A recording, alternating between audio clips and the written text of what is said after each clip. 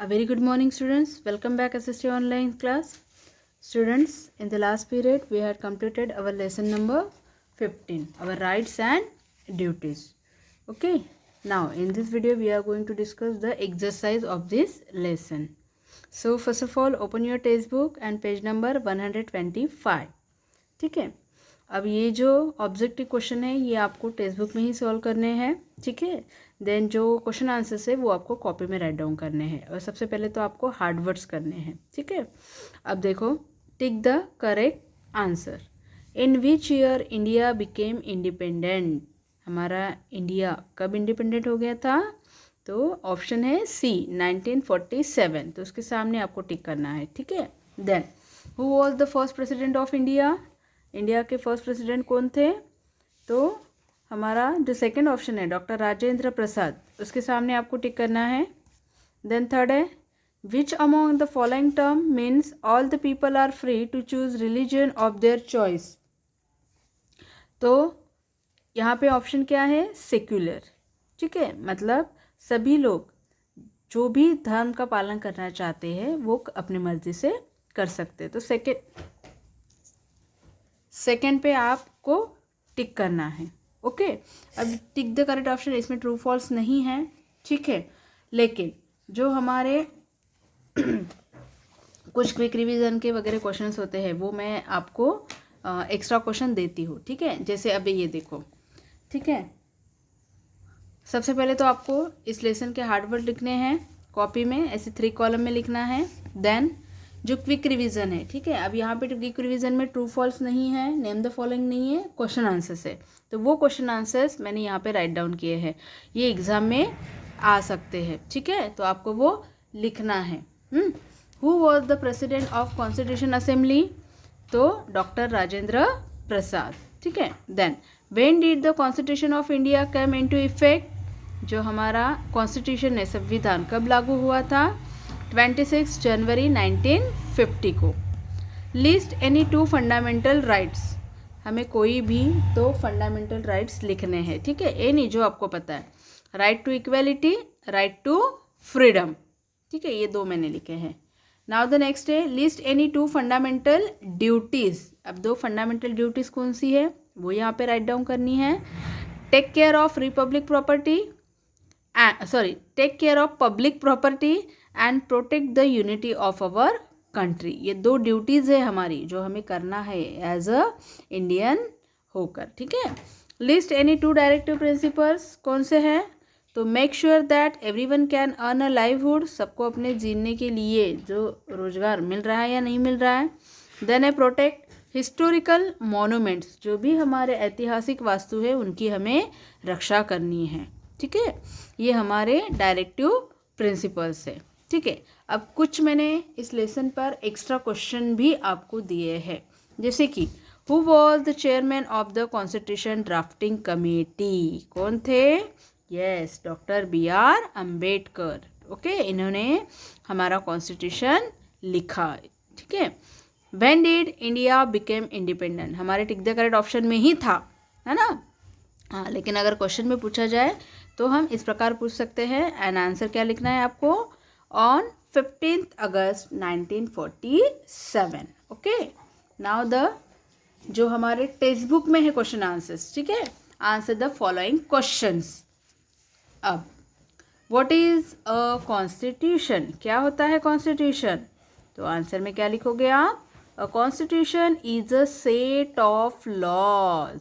जहाँ पे बहुत सारे कानून कायदे लिखे होते हैं. अ सेट, एक पूरा सेट होता है. According to which a country is govern. और उसी के नियमों के आधार पर हमारे देश का शासन चलाया जाता है. ठीक है, ये होता है कॉन्स्टिट्यूशन, एक सेट होता है लॉज का. ओके, देन सेकेंड है who was the main architect of the constitution of India. किसने शिल्पकार, हमारे भारतीय राज्य घटना के शिल्पकार किसको कहा जाता है? वही क्वेश्चन ना, देखो क्वेश्चन रिपीट हो रहे बार बार. Doctor BR Ambedkar was the main architect of the constitution of India. Main थे वो, उन्होंने ही सभी देशों के संविधान की पहले पढ़ाई की, देन अपना सबसे बड़ा लिखित संविधान लिखा है, ठीक है। Then what are fundamental rights, क्या है हमारे अधिकार, हमारे जो 6 मूलभूत अधिकार है, ठीक है।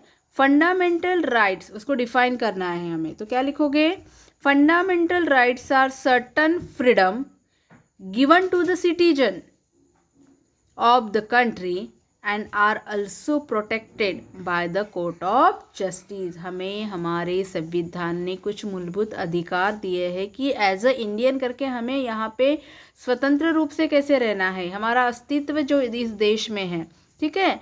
और उस अधिकार की रक्षा कौन करता है, कोर्ट द्वारा उसकी रक्षा होती है या नहीं होती, ये देखने का काम भी हमारे गवर्नमेंट का है ना। तो ये होते हैं हमारे fundamental rights. Now what are the fundamental duties, yes, जिस प्रकार संविधान ने हमें कुछ अधिकार दिए हैं उस प्रकार कुछ ड्यूटी भी दी है ना।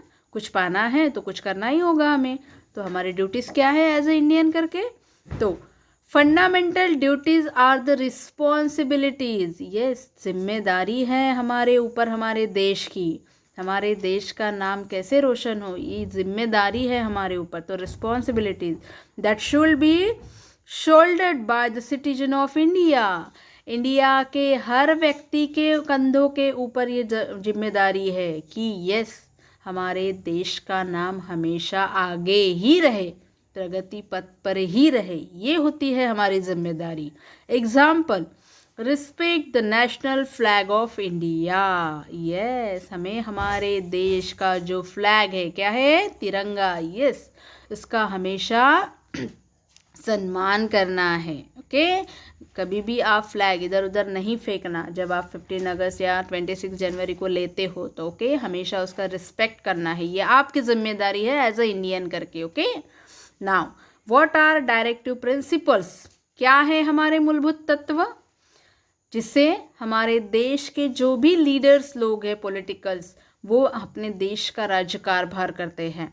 Directive principles are the guideline, एक मार्गदर्शक तत्व है जिससे given to the government of the India that help to work for the welfare of the citizen, कि किस प्रकार हमारे गवर्नमेंट ने लोगों के हित में, लोगों के कल्याण के लिए काम करना चाहिए, एक प्रकार का मार्गदर्शन होता है, गाइडलाइन होती है, डायरेक्टिव प्रिंसिपल। और उसी तत्वों के आधार पर हर कोई व्यक्ति जो as a chief minister, prime minister या प्रेसिडेंट जो भी गवर्न करता है, उसको उन तत्वों का पालन करना होता है, ओके। अब थोड़े से वर्ड आपके लिए हार्ड होंगे, समझ सकती हूँ, लेकिन हमने हमारे देश का सिविक्स पता होना चाहिए, ओके। ना right the meaning of the following, ये सभी जो डेफिनेशन है इसकी मीनिंग्स हमें लिखने हैं। सबसे पहले तो सोवरेन, मैंने आपको लेसन एक्सप्लेन करते हुए बताया भी था, ठीक है। It means our country is free to take decision regarding all matter of the country, क्या होता है, सार्वभौमत्व होता है कि हम इस देश के नागरिक हैं भाई, इसका मतलब हम इस देश में हमारे मर्जी के साथ रह सकते हैं, हम कोई भी डिसीजन ले सकते हैं, okay. Now secular, it means all the people are free to choose religious of their choice, हाँ, इस देश में विविधता है, हमारा देश को पहचान ही है कि विविधता में एकता, कई धर्म है, कई जातियां है, लेकिन फिर भी उन सभी में एकता है, और यहाँ के हर व्यक्ति को अपनी मर्जी से वो कोई भी धर्म का पालन कर सकता है, कोई ज़बरदस्ती नहीं है उसके, तो ये होता है secular.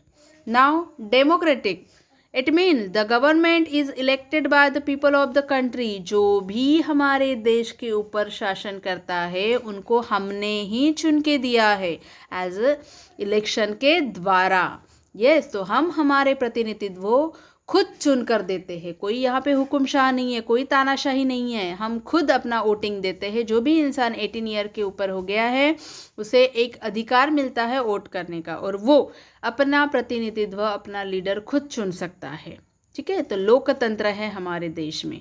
Now Republic, it means that the head of the state is an elected person, not a king और अ क्वीन। को पहले के ज़माने में थे राजे, थे, जो एक राजा अपनी प्रजा की देखभाल करता था और ज़्यादा से ज़्यादा एरिया हमारे अंडर कैसे आए ये वो देखता था। जैसे मुग़ल बाहर से आए थे, है ना, आर्यन लोग थे हमारे, ये सभी राजा लोग थे, ठीक है। चंद्रगुप्त मौर्य, कई राजे। अब जैसे जैसे आप हायर क्लास में जाओगे आपको हर एक हिस्ट्री पता चलेगी, ठीक है। तो ये रिपब्लिक क्या होता है? नहीं, हमारे देश में कोई राजा नहीं है, कोई रानी नहीं है, सब हम खुद जिनको चुन के दिया है वही हमारे स्टेट का, हमारे इंडिया का शासन देखते हैं, वही होता है। एक एक दूसरे से कनेक्टेड है ये सभी डेफिनेशन, ठीक है। अब देखो इस लेसन की जो एक्टिविटी है ना, वो एक मतलब आपके लिए थोड़ा सा गेम है, ठीक है। देखो, make a 6 word using the letter constitution. ये देखो इसकी स्पेलिंग इतनी बड़ी है, ठीक है, और इतनी बड़ी स्पेलिंग से हमें टुकड़े कर करके उसके अलग अलग अलग अलग वर्ड बनाने हैं। तो देखो जैसे मैंने एग्जाम्पल पे 8 बना के दिए हैं आपको, ताकि आपको आइडिया आए। अगर आपको इससे भी ज़्यादा अगर आपको मिलते हैं तो आप यहाँ एक्टिविटी में आपको वो करने हैं, ठीक है। देखो ये स्पेलिंग से अलग अलग वर्ड मैंने यहाँ पे क्रिएट किए हैं, आपको भी करना है। ओके, अब ये हो गया।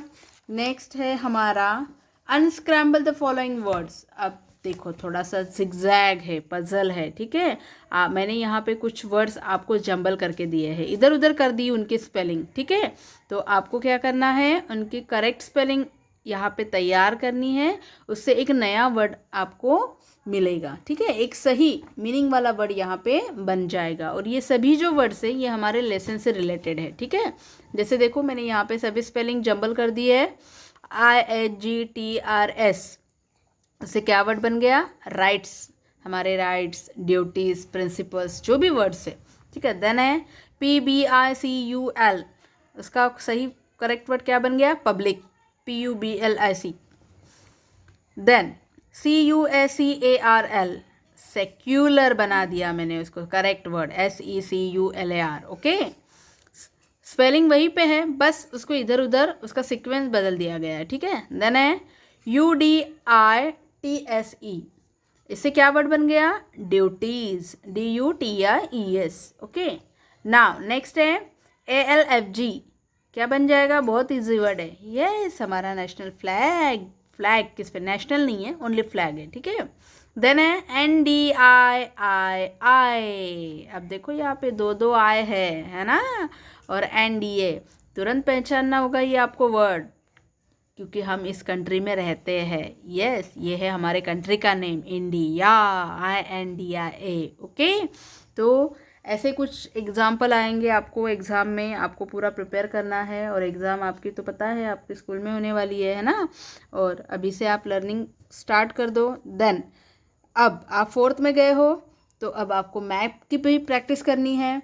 तो हमारे टेक्स्ट बुक में, ठीक है, लास्ट में आ जाओ तो ज़रा पेज नंबर 141 पे, ठीक है। यहाँ पे देखो मैप दिया है हमें, ब्लैंक मैप था, वहाँ पे हमें कुछ फिलअप करने के लिए कहा गया था। ऊपर क्वेश्चन है, जैसे identify the neighbouring countries of Pakistan, China, Nepal, Bangladesh and Myanmar, colour and label them on the given map. अब मैंने यहाँ पे, मुझे पढ़ाना होता है इसलिए मैंने यहाँ पे कलर नहीं किया है, आप पेंसिल से ही लिखा है, ठीक है। तो आप पेज नंबर 6 आपके SST की टेक्स्ट बुक में पेज नंबर 6 पे दिखाओ क्या मैं आपको, देखो पेज नंबर 6 ओपन करो। हाँ ये देखो तो ज़रा ये है हमारे इंडिया का मैप। ये मैप की आपको प्रैक्टिस करनी है, आपको एक ब्लैंक मैप अपने साथ रखना है। जब भी आपका पेपर रहेगा ना SST का, तो आपको ऐसे ब्लैंक मैप बाहर स्टेशनरी के दुकान में मिलते हैं, ठीक है। आपको वो ख़रीद के रखना है अपने पास, और जैसे ही SST का पेपर आएगा आपका उसका काम है आपको वो यूज़ करना है। मैंने उसके ऊपर कुछ क्वेश्चन दिए हैं आपको, ठीक है। पहले मैं ये मैप समझा के देती हूँ, फिर ये समझा के देती हूँ, ठीक है। ये है हमारे इंडिया का मैप, ठीक है। अब हमारे इंडिया के बारे में हमारे फर्स्ट लेसन में बताया गया है आपको, है ना। तो ये जो येलो कलर का दिख रहा है आपको, वो तो है हमारा इंडिया, लेकिन जो बाहर का आउटर, हाँ, ये जो लाइट ग्रीन कलर में दिख रहा है ये हमारे नेबरिंग कंट्रीज़ हैं। जैसे हमारे घर के आजू बाजू में कैसे हमारे पड़ोसी रहते हैं, यस, वैसे ही हमारे देश के भी कुछ पड़ोसी हैं। जैसे देखो वेस्ट डायरेक्शन में पाकिस्तान है, अफ़गानिस्तान है, इधर नॉर्थ ईस्ट में देखो नेपाल है, भूटान है, म्यांमार है, बांग्लादेश है, सभी एरो दिए हैं। ये देखो बांग्लादेश, यहाँ पे ना छोटा सा, यहाँ पे उसका नाम आ नहीं रहा था, इसलिए उसको एरो करके नाम उसका नीचे दिया है। तो ये है बांग्लादेश, क्योंकि हमारा जो नेक्स्ट मैप है ना, वहाँ पे आपको बांग्लादेश दिखाना है, ठीक है। तो ये देखो, ये बांग्लादेश है, ये म्यांमार है, ये भूटान, ये जो छोटा सा दिख रहा है आपको, ये ऐसी जहाँ पे मैंने पेंसिल रखी है, ये भूटान है, ठीक है। अगर आपको एग्ज़ाम में आएगा कि show any 4 countries which is neighbouring our India, ठीक है, तो हम कोई भी 4 ऐसे कंट्रीज़ आपको दिखाने हैं मैप में। तो सबसे पहले आप क्या करोगे, मैप लोगे। मैप में आपको डायरेक्शन तो पता है, ऊपर की होती है नॉर्थ, नीचे की होती है साउथ, मेरे लेफ्ट में है वो है वेस्ट, एंड ये वाली है ईस्ट, ओके। वेस्ट में है अरेबियन सी, ईस्ट में है बे ऑफ बंगाल। हाँ देखो, मैप में ये भी पूछ सकते हैं कि जो 2 सी है, Arabian sea and bay of Bengal, ये भी आपको मैप में दिखाना होगा। तो ये जो मैप है ना, ये सभी मैप्स की आपको सामने के लेसन में देख देख कर, जो पीछे ब्लैंक मैप दिए हैं ना, उसकी आपको प्रैक्टिस करनी है, ठीक है। अब यहाँ पे देखो, इंडिया की जो कैपिटल है हमारी न्यू दिल्ली ना, वो दिखाई है। देन जो neighbouring any 4 countries, any 5 countries, कुछ भी आ सकता है, ठीक है। तो आपको उसकी प्रैक्टिस करनी है, ठीक है। पेंसिल से ही करना, फिलहाल तो पेंसिल से ही करना, इरेज करते जाना, फिलअप करते जाना, इरेज करते जाना, फिलअप करते जाना, जब तक आपको टोटल कंट्रीज लर्न नहीं होते, ठीक है। ये मोस्ट इंपॉर्टेंट क्वेश्चन है, आपको एग्जाम में आएगा, ठीक है। ये वाला मैप एंड ये जो सेकेंड वाला मैप है, ठीक है। इसके लिए ये मैप फिलअप करने के लिए आपको पेज नंबर 24 की हेल्प लेनी पड़ेगी, ठीक है।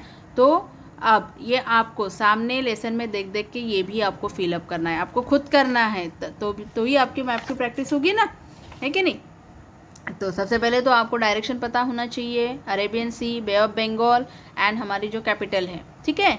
और ये हमारे आजू बाजू के नेबरिंग कंट्रीज़, यहाँ पे नेपाल है, यहाँ पे भूटान है, यहाँ पे म्यांमार है, ये बांग्लादेश है, ठीक है। ये बे ऑफ बंगाल यहाँ पे लिखना है, अरेबियन सी लिखनी है। देन ये जो नीचे है श्रीलंका, ये भी हमारा नेबरिंग कंट्रीज़ है, ठीक है। ओके, तो आप प्रैक्टिस करो मैप की। अब इस प्रकार हमारा यहाँ पे लेसन एंड हो गया है। जो भी आपका एसएसटी का प्रोजेक्ट और ओरल होगा, मैं आपको उसका वीडियो बनाकर सेंड करूँगी, उस प्रकार से आपको आपके प्रोजेक्ट करने हैं, ओके। चलो, good bye and have a nice day.